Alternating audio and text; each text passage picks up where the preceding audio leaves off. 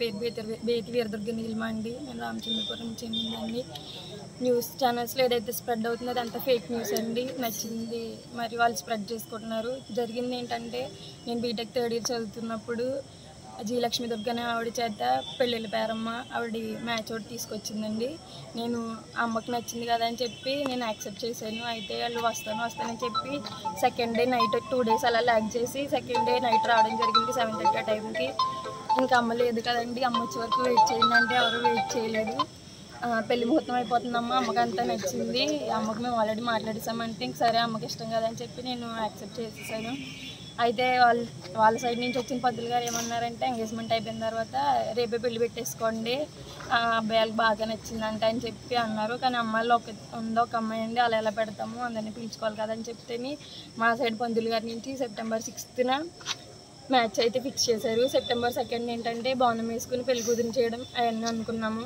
వీళ్ళు ఏంటంటే నా బర్త్డే రోజున August 26th వచ్చారు. వచ్చి మీ అమ్మాయి బాగా నచ్చిందండి అది ఇది అని మాట్లాడిస్తున్న తర్వాత రూమ్లోకి వచ్చేసి, మాకు మీరు September 6th పెళ్ళి అన్నవరంలోనే చేసుకోండి, కానీ మాకు ఏంటంటే ఆచారం ఉంది, మేము బంధు ముందే చేసుకుంటాం, ప్రధానం బంధు అని చెప్పి మా అమ్మాయిని చేసుకుంటామండి అని అన్నారు.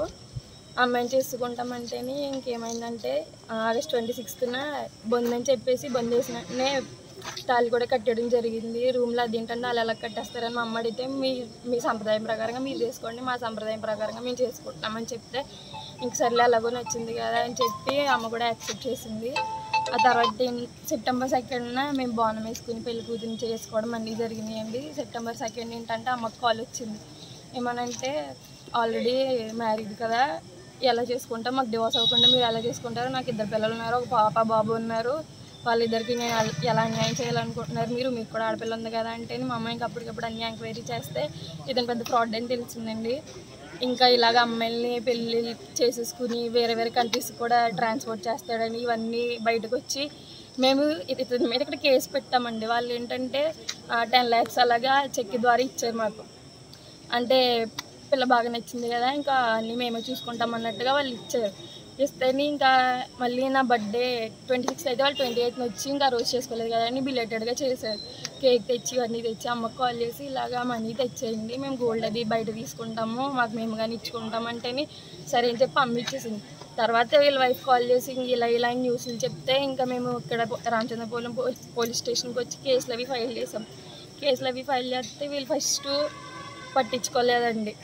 అంటే ఆ రోజు నైట్ వచ్చాము, బాగానే మాట్లాడారు. కానిస్టేబుల్ ఒక అతను ఉన్నారండి, జిఏ మల్లికార్జునరావు అని చెప్పి ఒక అతను ఉన్నాడు. ఆయన ఏంటంటే ఆడపిల్లలు 10 దాటితే ఇక్కడ ఉండకూడదమ్మా, అర్జెంట్గా ఇక్కడ నుంచి వెళ్ళిపోండి అని కేకలేసేస్తే సర్లే అలాగే ఇంక అన్నీ మాట్లాడేసుకున్నారు కదా. నెక్స్ట్ డే మార్నింగ్ వచ్చి ఇంకా తేల్చేసుకుందాం అన్నట్టుగా మాట్లాడిన తర్వాత నెక్స్ట్ డే మార్నింగ్ వచ్చిన తర్వాత వాళ్ళు ఇక్కడ ఏం తేల్చుకోవట్లేదు, కోర్టు చేసుకుంటాను అంటున్నారు. వీళ్ళు కోర్టులో తేల్చుకున్నా అంటే సరే అని చెప్పి ఇంకా అలా అన్నీ తిరిగామండి. ఎస్పీ ఆఫీస్కి, అమలాపురం ఎస్పీ ఆఫీస్ కానీ, మళ్ళీ జనసేన పార్టీలు కానీ తిరిగామండి.